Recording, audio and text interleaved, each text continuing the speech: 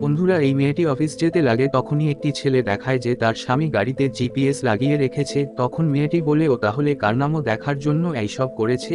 এবার এই খেলাটা আমিই তাকে উল্টে দেখাবো। তারপর সে অফিসে চলে যায় আর তার এক্স বয়ফ্রেন্ডকে ডেকে আনে। তখন ছেলেটি বলে, তুমি আমার গাড়ির সঙ্গে ডেকে আনলে?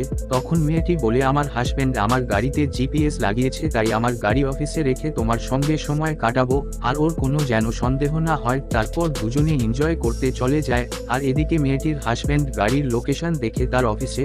তখন ছেলেটি ভাবে, আমি খামোখা আমার স্ত্রীর ওপর সন্দেহ করছিলাম, আজ থেকে আর কোনো চিন্তা নেই। আর আজকে বউয়ের জন্য ক্যাফে থেকে ভালো কিছু খাবার নিয়ে আসি। কিছুক্ষণ পর এসে দেখে তার বউয়ের এক্স বয়ফ্রেন্ড আর এগিয়ে দেখে তার বউয়ের সঙ্গে। মেয়েটি দেখে অবাক হয় আর বাহানা বানিয়ে বলে, কোম্পানি থেকে আমাদের একসঙ্গে পাঠিয়েছে। ছেলেটি বলে, তুমি তাহলে জিপিএস এর খবর পেয়ে গাড়ি অফিসে রেখে এখানে ফুর্তি করছো আর আমি কত কিছু ভাবছি। বন্ধুরা, মিথ্যাবাদী যতই বড় হোক না কেন,